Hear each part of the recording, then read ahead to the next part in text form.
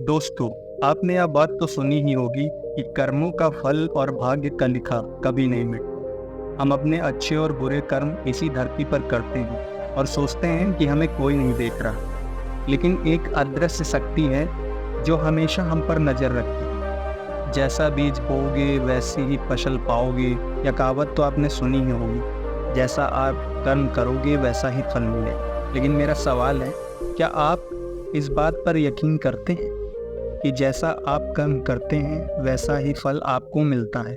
आइए इस कहानी के माध्यम से इसे समझते हैं। नमस्कार दोस्तों, इंस्पायरिंग बुद्धा नामक चैनल में आपका स्वागत। एक गांव में रघु नाम का एक किसान रहता था। उसके परिवार में सिर्फ वह और उसकी पत्नी थे।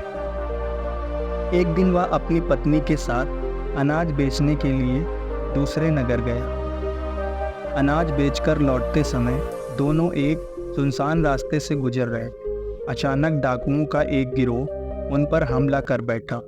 डाकुओं ने रघु और उसकी पत्नी के पास जो भी था सब लूट लिया और उन्हें भिखारी बनाकर छोड़ दिया।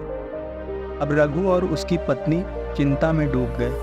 अनजान शहर, अनजान लोग, बिना पैसे के वहाँ रहना मुश्किल था। रघु अपनी पत्नी को लेकर शहर की ओर बढ़ने लगा और सोचता रहा, अब क्या करूं। चलते चलते उन्होंने रास्ते में एक महात्मा की कुटिया देखी। रघु ने सोचा, क्यों ना इस साधु महात्मा से अपनी समस्या बताऊं, शायद या कोई समाधान बता दे। वह महात्मा के पास पहुंचा और प्रणाम करके अपनी समस्या बताई। किसान बोला, महाराज, यदि आप मेरी पत्नी को किसी सेठ के पास गिरवी रख दें और मुझे कुछ पैसे दिलवा दें तो बहुत कृपा होगी। महात्मा ने दया करते हुए उसे एक सेठ के पास भेज दिया। किसान सेठ के पास गया और बोला, सेठ जी, मेरे पास गिरवी रखने के लिए बस मेरी पत्नी है। आप इसे गिरवी रख लें और मुझे कुछ पैसे दे दें, जिससे मैं व्यापार कर सकूं। जल्द ही मैं आपका कर्ज चुकाकर अपनी पत्नी को वापस ले जाऊंगा। सेठ ने किसान की बात मान ली और उसे पैसे दे दिए। किसान ने व्यापार शुरू कर दिया और धीरे धीरे वह एक सफल व्यापारी बन गया। 8 महीने बाद वह सेठ के पास अपनी पत्नी को छुड़ाने के लिए लौटा। सेठ ने कहा, तुम्हारी पत्नी की 3 महीने पहले मृत्यु हो गई। मैंने उसका इलाज करवाया, बचा नहीं सका। यह सुनकर रघु दुखी हो गया, लेकिन फिर भी बोला, सेठ जी, आप अपना कर्ज मुझसे ले लीजिए ताकि मैं अपने कर्तव्य से मुक्त हो सकूं। सेठ ने पैसे लेने से मना कर दिया क्योंकि वह अब पत्नी को वापस नहीं लौटा सकता था। रघु फिर से महात्मा के पास पहुंचा और पूरी कहानी सुनाई। महात्मा बोले, सेठ ने तुमसे धोखा किया है, तुम्हारी पत्नी जीवित है। जाओ राजा के दरबार में जाकर अपनी बात रख, राजा न्याय करेगा। रघु राजा के दरबार में पहुंचा और सारी बात बताई। राजा ने सेठ को बुलाया और सेठ ने स्वीकार किया कि उसने रघु की पत्नी को गिरवी रखा था, पर अब वह मर चुकी है। सेठ के आत्मविश्वास भरे जवाब के बाद राजा ने रघु को वापस भेज दिया।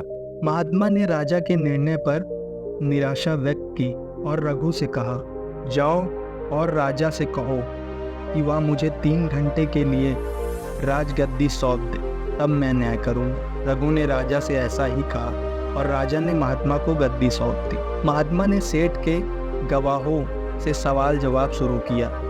सबसे पहले वैद्य से पूछा, क्या तुमने सच में रघु की पत्नी का इलाज किया था? वैद्य ने स्वीकार किया कि उसने कभी रघु की पत्नी को देखा ही नहीं, सिर्फ सेठ के कहने पर दवा दी थी। महात्मा ने उसे झूठी गवाही के लिए सजा दी।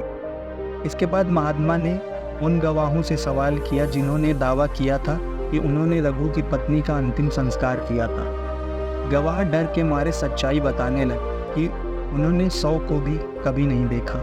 साधु महात्मा ने सेठ की ओर देखा और कहा, तुम्हारी सच्चाई अब सामने आ चुकी है, तुम्हारे पास समय है, अपनी गलती मानो और रघु की पत्नी को दरबार में लाओ।